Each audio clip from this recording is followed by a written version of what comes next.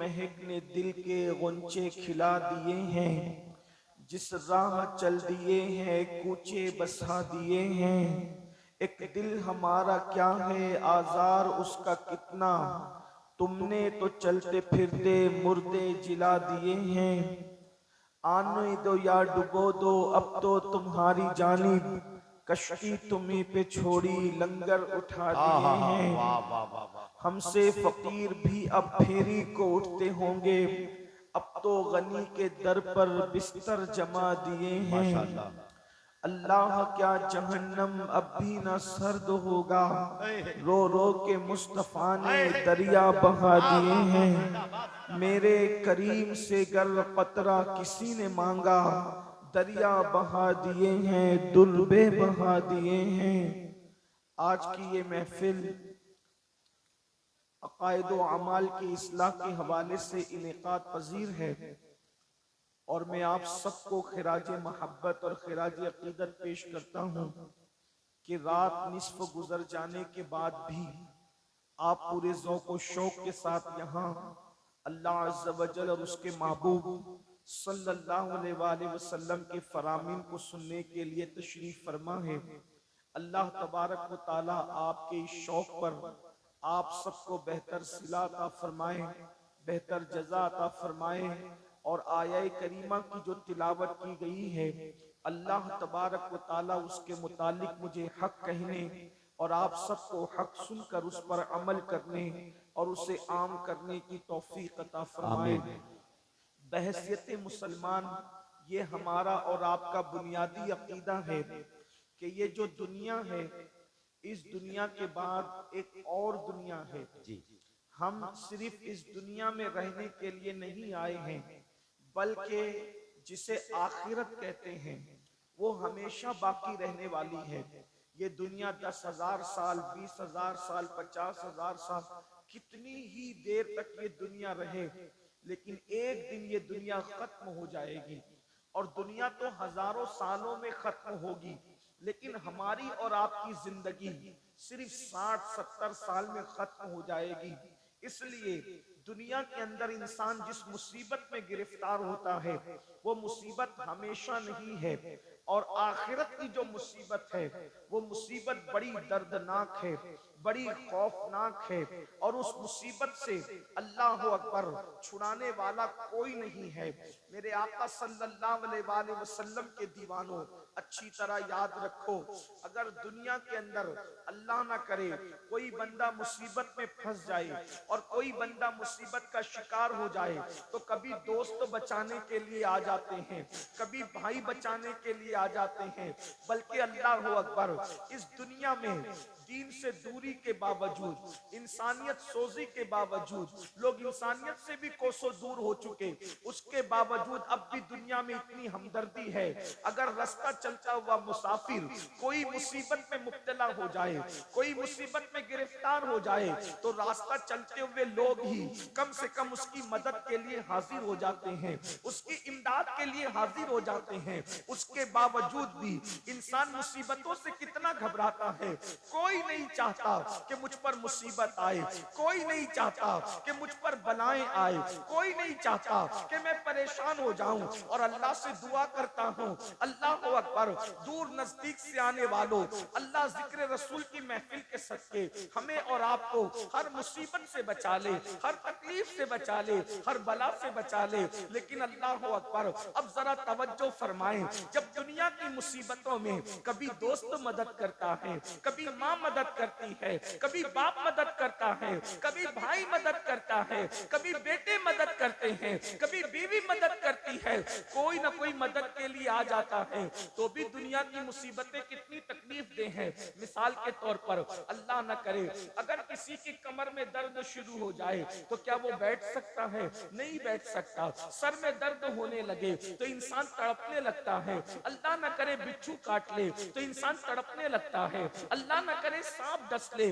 تو انسان بلبلانے لگتا ہے۔ یہ دنیا کی مصیبتیں ہیں، لیکن اس کا جو ہے وہ علاج بھی ہے۔ انجیکشن لگا دو درد چلا جائے گا، دوا دے دو تکلیف دور ہو جائے گی، لیکن اب اب آئیے میرے آقا صلی اللہ علیہ وآلہ وسلم کے دیوانوں، آخرت کی مصیبت کیا ہے؟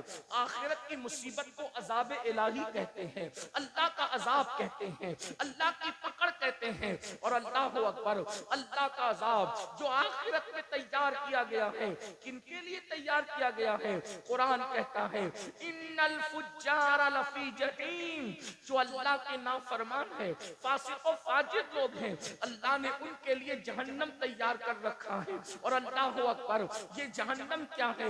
اللہ کے رسول صلی اللہ علیہ وآلہ وسلم نے ارشاد فرمایا کہ جہنم کے اندر آگ ہے، اور اس آگ میں روشنی نہیں ہے، اس کے اندر اگر پہاڑوں کو ڈال دیا جائے تو پہاڑ بھی پگھل جائیں۔ تھوڑی دیر کے لیے تصور کریں، یہ کسی خطیب کی گفتگو نہیں، یہ کسی ادیب کے ادبی جواہر پارے نہیں، یہ کسی مقرر کی تقریر کی جولانیاں نہیں، بلکہ یہ اس رسول کا فرمان ہے جس کے کہنے پر ہم نے اللہ کو ایک مانا ہے، یہ اس رسول کا فرمان ہے جس کے کہنے پر ہم نے قرآن کو اللہ کی کتاب مانا ہے۔ تھوڑا تصور کرو، اندازہ کرو میرے بھائیوں اور بہنیں موجود ہیں تو ان کی بھی توجہ، اللہ اکبر، جس جہنم کے اندر پہاڑ بھی پگھل جائیں، پتھر نہیں بلکہ پتھروں کا مجموعہ، پتھروں سے بنے ہوئے پہاڑ بھی جس جہنم کے اندر پگھل جائیں گے، اس جہنم کے اندر میرا اور آپ کا کیا حال ہوگا؟ اللہ رب العزت سے دنیا کی مصیبتوں سے چھٹکارے کے لیے دعا مانگنے والوں، دنیا کی مصیبتوں سے ڈرنے والوں، ذرا تصور تو کرو، ذرا گمان تو کرو، جس میں پہاڑ پگھل جائیں گے اس میں انسان کی پوزیشن کیا ہوگی، انسان کی ہڈی اور چمڑی کا حال کیا ہوگا؟ اب آئیے ذرا ٹھنڈے دل کے ساتھ، اللہ اکبر، ایک حدیث پاک جو کئی احادیث کا مجموعہ ہے اس کو ذرا توجہ سے سن لیں اور میری گفتگو مکمل ہوگی۔ اللہ اکبر، میرے اور آپ کے آقا مصطفیٰ جان رحمت صلی اللہ علیہ وآلہ وسلم جب معراج پر تشریف لے گئے، حضور علیہ السلام نے جب سفر معراج کیا، ہم معراج کا جشن مناتے ہیں، آپ نے بھی معراج النبی کے جلسوں میں شرکت کی ہوگی، وہ معراج کا سفر جس پہ براق پر بیٹھ کر آقا بیت المقدس تک گئے، پھر آسمانوں تک گئے، اس کے بعد وہ سدرہ پر گئے، اس کے بعد عرش پر گئے، اس کے بعد لامکاں پر گئے اور اللہ کا دیدار کیا۔ اللہ اکبر، ہمارے آقا علیہ السلام نے ماتھے کی آنکھوں سے اللہ کا دیدار کیا اور ارشاد فرمایا انی رأیت ربی، میں نے اپنے رب کو دیکھا۔ اللہ اکبر، خدا کو دیکھنے کے بعد اللہ پاک نے محبوب کو جنت کی سیر کرائی اور جنت کی سیر کے بعد اللہ رب العزت نے جہنم کا مشاہدہ کرایا۔ مشاہدے کا مطلب علماء فرماتے ہیں محبوب کو جنت میں بٹھا کر جہنم دکھائی گئی۔ حبیب یہ جہنم دیکھیے، اب اللہ کے رسول علیہ السلام نے جو جہنم کا ماحول دیکھا اس کو بیان فرمایا، اس کو ذرا سن لے، یہ معراج النبی کے بیان کا ایک حصہ ہے۔ اور اللہ پھر سوچو کہ ہم کہاں ہوں گے، ہماری کیفیت کیا ہوگی۔ اللہ کا عذاب کیا ہے؟ قرآن کہتا ہے ان بطش ربک لشدید، تیرے رب کی پکڑ بڑی سخت ہے۔ اللہ کی پکڑ سے ڈرو، اللہ کی پکڑ سے ڈرو، اس لیے کہ جب وہ پکڑ کرے گا، جب وہ عذاب دے گا تو بھائی کو پتہ بھی نہیں چلے گا، باپ کو پتہ بھی نہیں چلے گا، ماں کو پتہ بھی نہیں چلے گا۔ میرے امام کہتے ہیں ان کے سوا رضا کوئی حامی نہیں جہاں، ان کے سوا رضا کوئی حامی نہیں جہاں، گزرا کرے پسر پہ پدر کو خبر نہ ہو، جب بیٹے پہ گزرے گی تو باپ کو پتہ بھی نہیں چلے گا، کسی کو پتہ نہیں چلے گا۔ اور یاد رکھنا اگر کوئی سوچے کہ پتہ بھی چل جائے تو کوئی کر کیا سکے گا۔ اللہ اکبر، وہاں تو کسی کو اجازت ہی نہیں ہوگی، وہاں تو کسی کو اللہ اکبر وہاں تو کسی کی طاقت بھی نہیں ہوگی۔ میرے امام مزید فرماتے ہیں، کہتے ہیں کہ شفاعت کرے حشر میں جو ہماری، سوا تیرے کس کو یہ قدرت ملی ہے؟ ارے سب کو اپنی اپنی پڑی ہوگی۔ اللہ اکبر، اب آئیے معراج النبی میں، معراج کی شب میں اللہ کا دیدار بھی کیا، جنت کی سیر بھی کی، اور جہنم کا جو مشاہدہ کیا اس کو سنیں۔ میرے اور آپ کے آقا و مولا خاتم النبیین قائد المرسلین سید العالمین فرماتے ہیں کہ جب میں نے، اے میرے صحابہ، آقا صحابہ کو بیان کر رہے ہیں، اے میرے صحابہ، جب میں نے جہنم کا مشاہدہ کیا، آقا ارشاد فرماتے ہیں تو میں نے دیکھا ایک بندہ لیٹا ہوا ہے، جہنم کے اندر لیٹا ہوا ہے۔ ہائے ہائے، اللہ کے رسول بیان کر رہے ہیں جہنم کے اندر لیٹا ہوا ایک بندہ، اور ایک بہت بڑا پتھر اس کے سر پہ مارا جا رہا ہے۔ اللہ اکبر، میں آپ کے اور اپنے چہرے کو دیکھتا ہوں تو مجھے بھی اپنے آپ اور آپ پر بھی ترس آتا ہے کہ اللہ اکبر، کتنے کمزور ہیں ہم لوگ، اور خدا کا عذاب کتنا طاقتور ہے، کیسا وہ خوفناک ماحول ہوگا۔ اللہ کے سچے نبی فرما رہے ہیں، اور یہ بات سننا اور دھیان سے سننا، بہت غور سے سننا، بہت دیر تک آپ کو امتحان میں نہیں رکھیں گے، مختصر میں، لیکن یہ کسی کے دل کی آواز ہے، یہ کسی کے دل کی صدا ہے۔ اے میری قوم کے جوانوں، سوچو تو صحیح، اللہ اکبر، جہنم کی آگ پر کوئی لیٹا ہو اور اس کے سر پہ بڑا پتھر مارا جا رہا ہو، اللہ کے رسول بیان کر رہے ہیں، اللہ کے سچے نبی بیان کر رہے ہیں، اللہ اکبر، یہ اتنے سچے ہیں، سچے تو دنیا میں بہت آئے، لیکن میرے نبی اتنے سچے ہیں جن کی سچائی کی گواہی ان کے دشمن بھی دیتے ہیں، دشمن بھی جسے صادق الوعد الامین کہتے ہیں، جس کی سچائی کی گواہی اللہ تبارک و تعالیٰ دیتا ہے۔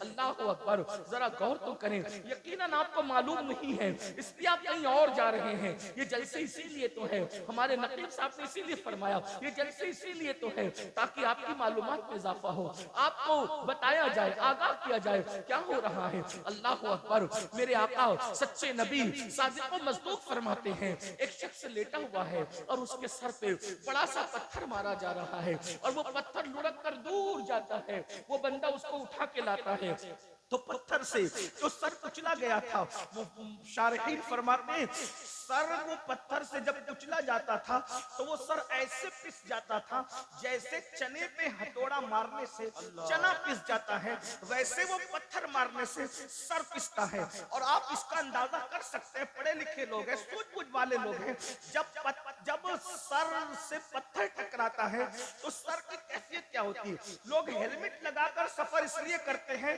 ہاتھ پہ چوٹ آئے گی تو چلے گا، پیر پہ چوٹ آئے گی تو چلے گا، جسم پہ چوٹ آئے گی تو چلے گا، لیکن سر بچا لو، اس لیے کہ ہاتھ پیر پہ سینے پہ کہیں بھی چوٹ آ گئی تو زندہ رہنے کے امکانات باقی رہیں گے، لیکن اگر سر پہ چوٹ آ گئی تو زندہ رہنے کے امکانات ختم ہو جائیں گے۔ اللہ اکبر، اس لیے لوگ ہیلمٹ لگاتے ہیں، ہماری حکومت کی طرف سے بڑی پابندی ہیلمٹ کے لیے، بہت اچھی بات ہے، لگانا چاہیے، لیکن سوچو میرے بھائیوں، اللہ کے سچے نبی صادق و مصدوق فرماتے ہیں سر کچلا جاتا ہے، اور اس کی کیفیت شارحین کیا بیان کر رہے ہیں؟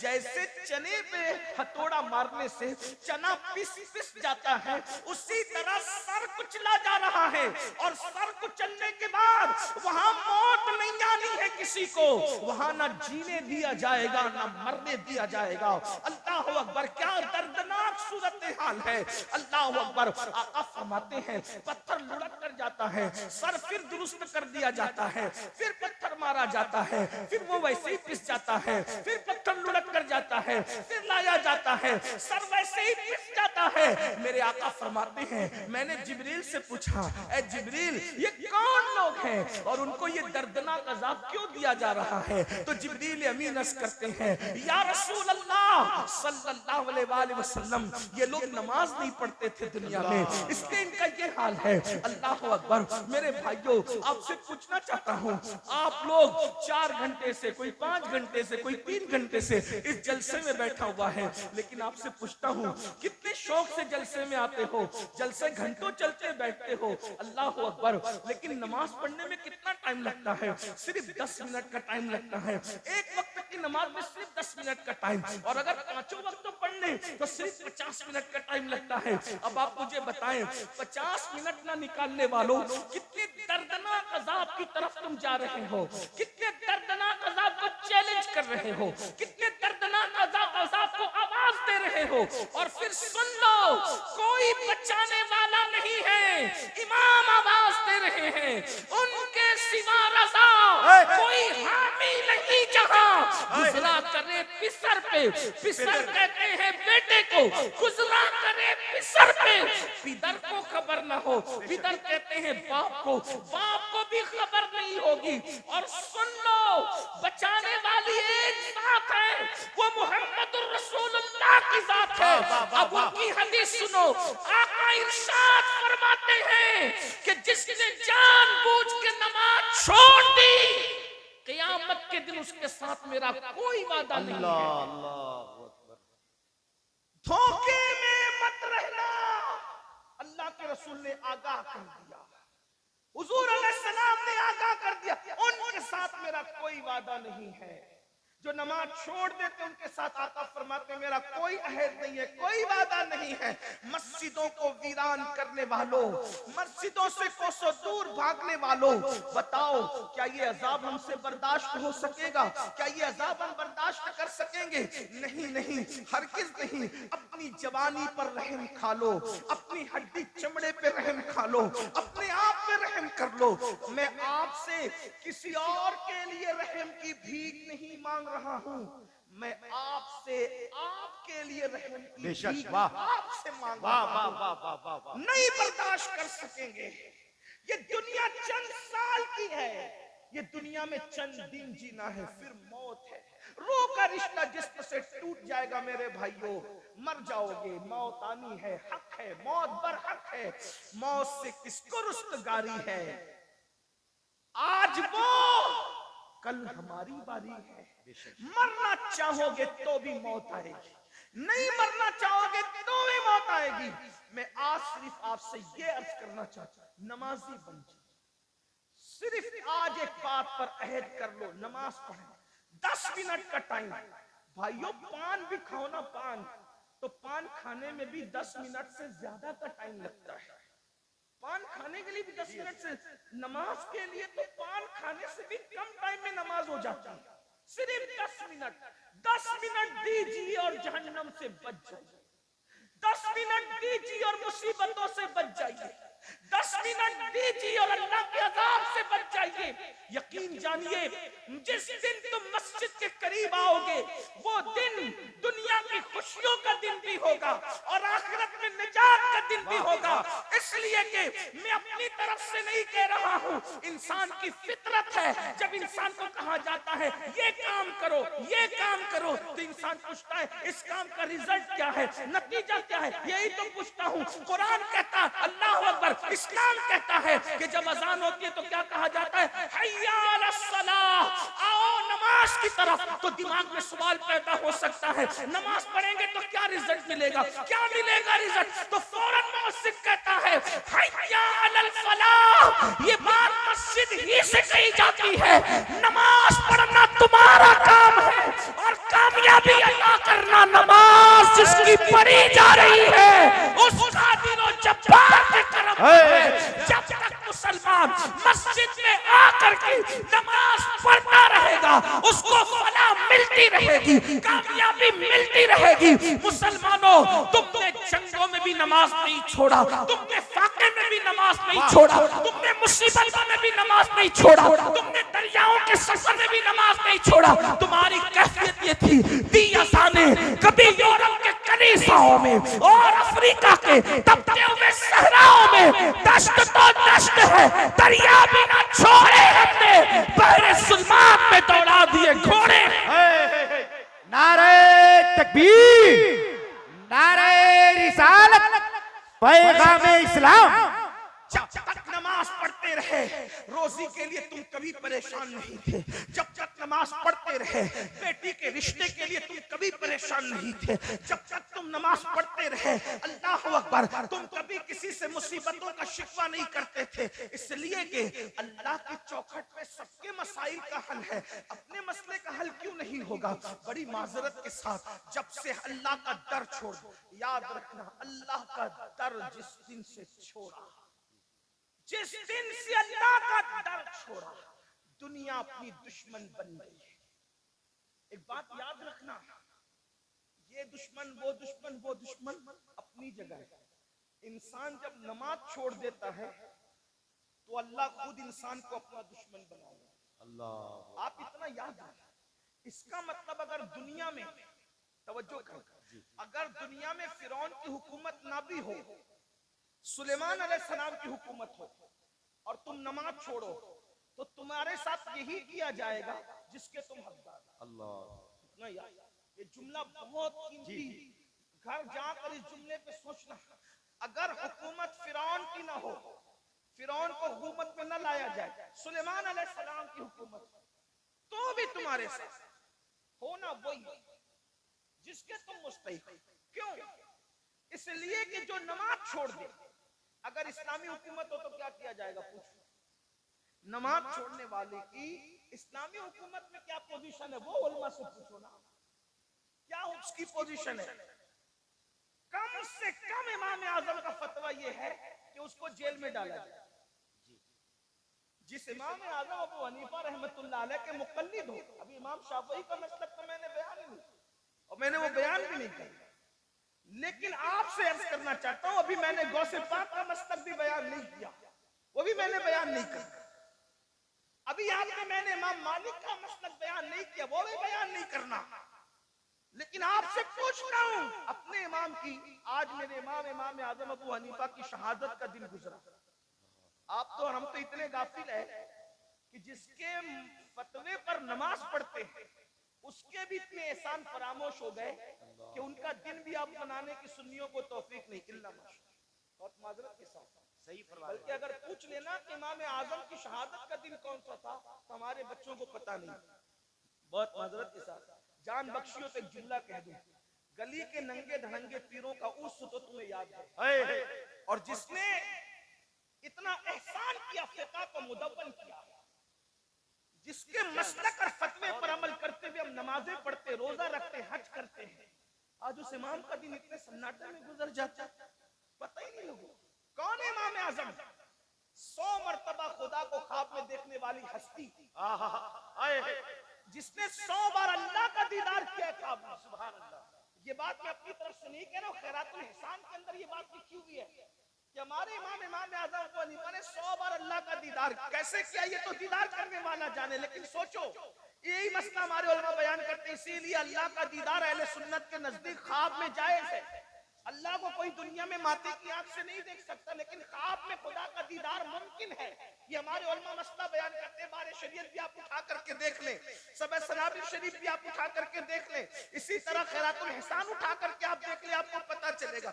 سوچو تو کتنا بڑا ولی، کتنا بڑا ولی، کتنا بڑا ولی، ارے کتنا بڑا ولی، داتا علی حجویری کا امام، داتا علی حجویری کا امام اعظم ہے، غریب نواز کا امام اعظم ہے، صابر کلیر کا امام اعظم ہے، محبوب الہی کا امام اعظم ہے، اللہ اکبر قطب الدین بختیار کاکی کا امام اعظم ہے، اور ہم سنیوں کے امام اعلیٰ حضرت کا امام بھی امام اعظم ہے۔ زندہ باد، زندہ باد۔ بڑے بھول گئے، اتنے بات یہی ہے کہ ہم نے کس احسان کرنے والے کا احسان رکھا ہے جو ان کا رکھا ہے۔ بہت معافی کے ساتھ 2 شعبان المعظم کو آپ کو منانا چاہیے، امام اعظم ابو حنیفہ رحمۃ اللہ تعالی علیہ کا دن منانا چاہیے۔ یہ وہ امام ہے کہ جن کے مزار پر امام شافعی جایا کرتے تھے، اور امام شافعی کہتے ہیں جب مسئلہ حل نہیں ہوتا تو میں امام اعظم کے مزار پہ جا کر کے ان کے مسلک اور فتوے کے مطابق نماز پڑھتا ہوں، اور ان کی روح سے استمداد طلب کرتا ہوں، مدد طلب کرتا ہوں، ان کے وسیلے سے دعا کرتا ہوں، اللہ رب العزت امام اعظم کے صدقے میں میرا وہ مسئلہ مجھ پہ حل۔ سبحان اللہ، سبحان اللہ۔ جس کے مزار پر امام اعظم کے امام شافعی جیسے لوگ جائیں۔ میرے بھائیوں کون ہے امام؟ بہرحال امام اعظم کی بات چل گئی، عرض کیا کر رہا تھا، کم سے کم امام اعظم کا فتویٰ بے نمازی کے لیے کیا ہے؟ اس کو قید میں رکھا، جیل میں ڈالا جائے گا، جیل میں ڈالا جائے گا۔ کس کو؟ بے نمازی کو۔ اس کا مطلب یہ ہے کہ اگر حکومت کسی مسلم تاجدار کی بھی ہو اور اسلامی نقطۂ نظر سے تم نماز نہیں پڑھو گے تو جیل میں پہلے تمہیں ڈالا جائے گا۔ آج جیل سے ڈرتے ہو، کیوں جیل میں ڈالے جا رہے؟ مسلمانوں کی حکومت میں بھی جیل میں ڈالے جاؤ گے، تو نماز نہیں پڑھتے، اور یہ تو دنیاوی بات ہے۔ اور اللہ کا جو عذاب ہے حدیث پاک میں آتا ہے، بے نمازی جب رستہ چلتا ہے تو کیڑے مکوڑے اس پہ لعنت کرتے ہیں، اور اللہ سے عرض کرتے ہیں مولا ہمیں اتنی طاقت دے دے کہ ہم اس کو مار ڈالیں، یعنی بے نمازی کا وجود کیڑے مکوڑوں کو بھی گوارا نہیں ہے. بتاؤ اللہ کی مرضی کے بغیر پتہ نہیں ہلتا. فاسقوں کو ختم کرنے کے لیے قدرت منکرین اسلام کا لشکر بھیجتی ہے, مشرکین اور ملحدین کا لشکر بھیجتی ہے. یہ تاریخ ہے. اگر آج آپ دین کی طرف نہیں آؤ گے تو اس سے بدترین حالات دیکھنے کو ملیں گے. بطور بددعا نہیں بلکہ حدیث کی روشنی میں تمہیں آگاہ کیا جا رہا ہے. جلسے میں آنے والوں, اگر دنیا اور آخرت کو بہتر بنانا ہے تو اللہ کی پناہ میں آؤ. حدیث پاک ہے, اللہ کے رسول علیہ السلام فرماتے ہیں جو نماز چھوڑ دیتا ہے اللہ اپنی امان کی چادر اس کے سر سے ہٹا لیتا ہے. اللہ اپنی پناہ سے اس کو باہر کر دیتا ہے. لوگوں کو برادری کے باہر ہونے کا خوف ہے. اللہ جس کو اپنی پناہ سے باہر کر دے, اللہ جس کو اپنی امان سے باہر کر دے, اس کا حال کیا ہوگا؟ اس کو تو چوہے بھی کچل ڈالیں گے, اس کو تو مچھر بھی چاٹ ڈالیں گے, اس کو تو اللہ اکبر جانور اور پرندے اور چرندے بھی ختم کر دیں گے, کیونکہ اللہ جس سے پناہ ہٹا لے. یاد رکھنا اللہ کی پناہ بہت بڑی چیز ہے. اگر اللہ پناہ دینے پر آئے, توجہ, اگر اللہ پناہ دے, اگر اللہ پناہ دے تو اللہ کی پناہ کی شان یہ ہے کہ وہ مکڑی کے جالے سے بھی بڑے سے بڑے طاقتور کی حفاظت کر لیتا ہے. دنیا میں اگر آپ سے کوئی پوچھے نا کہ سب سے بڑا طاقتور دنیا میں کون ہے, دنیا میں سب سے بڑا طاقت, آنکھ بند کر کے کہنا محمد رسول اللہ. آنکھ بند کر کے کہنا. کیوں؟ اس لیے کہ جو اشارے سے چاند ٹکڑے کر دے, اس سے بڑا طاقتور کون ہو سکتا ہے خدا کی مخلوق میں؟ اشارے سے تو میرے بھائی کاغذ بھی نہیں پھٹتا. چیلنج ہے تمہارے جھارکھنڈ کے بڑے سے بڑے پہلوان کو لے آؤ اور بولے اشارے سے کاغذ پھاڑ کے بتا دے. اشارے سے تو اشارہ ہے, ایک انگلی سے تو کاغذ بھی نہیں پھٹتا. کاغذ پھاڑنے کے لیے بھی کم سے کم 2 انگلیاں چاہیے. لیکن اللہ اکبر, یہ کیا طاقت ہے کہ جبل ابو قبیس میں کھڑے ہو کے صرف اشارہ کرتے ہیں اور چاند ٹکڑے کر دیتے ہیں, اشارہ کر کے سورج کو پلٹا لیتے ہیں, اشارہ کر کے درختوں کو اپنے پاس بلا لیتے ہیں. ایسی طاقتور ہستی جب غار میں ہوتی ہے تو خدا اس طاقتور ہستی کو کس سے بچاتا ہے؟ مکڑی کے جالے سے. اور دنیا میں مکڑی کے جالے سے کمزور کوئی چیز نہیں. دیکھو حضور سے طاقتور کوئی مخلوق نہیں اور مکڑی کے جالے سے کمزور کوئی چیز نہیں. علماء کہتے ہیں تار عنکبوت اتنا, بلکہ قرآن نے کہا کتنا کمزور ہے. سورہ عنکبوت کے اندر سب سے کمزور ہے تار عنکبوت, مکڑی کا جالا. ایک دن کا دودھ پیتا بچہ بھی اگر انگلی ایسے کر دے تو مکڑی کا جالا ٹوٹ جائے, اتنا ہی کمزور ہے. لیکن میرے اللہ کی شان, اتنی طاقتور ہستی کو اتنے کمزور مکڑی کے جالے سے بچا کر بتاتا ہے. ہم بچانا چاہتے تو اس شان سے بچے. دیکھو, اور 500 سال تک حکومت کرنے والے کو ایک مچھر سے, اتنے کمزور مچھر سے ناک میں گھسا کے ہلاک کر دیتا ہے. تو کیا بتا رہا ہے؟ اللہ کی طاقت سب سے بڑی ہے, تمہاری نہیں. اس کا پلان سب سے بڑا ہے, تمہارا نہیں. اس کا منصوبہ سب سے بڑا ہے, تمہارا نہیں. اگر بچنا ہے مصیبتوں سے اللہ کی پناہ میں, وہ بچانا چاہے گا تو مکڑی کے جالے سے بھی بچائے گا, اور اگر ہلاک کرنا چاہے گا تو پھر کسی سرم خاں کی ضرورت نہیں پڑے گی, ہلاکو چنگیز خاں کی ضرورت نہیں پڑے گی, اللہ فلاں کی ضرورت نہیں پڑے گی. جب وہ تمہیں ذلت سے مارنا چاہے تو صرف وہ مچھر سے بھی تمہیں مار ڈالے, مچھر سے بھی تمہیں. تو اس کی پناہ کی طرف آؤ. اور اس کی پناہ کب ملے گی؟ کچھ بھی کر لو, نعرے لگا لو, بڑی بڑی باتیں کر لو, کانفرنس کر لو, یہ کر لو, وہ کر لو, اسکولیں بنا لو, مدرسے بنا لو, کالجز بنا لو, یہ کر لو, ایسا کر لو, سب کچھ کر لو. جب تک اس کی بارگاہ میں جھکو گے نہیں, سجدہ کرو گے نہیں, نماز پڑھو گے نہیں, اس وقت تک تک کہ اللہ کی پناہ ملنے والی نہیں، کیونکہ اللہ کے رسول سے فرما دیا گیا جو نماز چھوڑ دے وہ اللہ کی پناہ سے باہر ہو جاتا ہے، پھر ذلت اس کا مقدر، رسوائی اس کا مقدر، ذلیل ہونا اس کا مقدر، مفلس ہونا اس کا مقدر، ستایا جانا اس کا مقدر، پریشان حال ہونا اس کا مقدر۔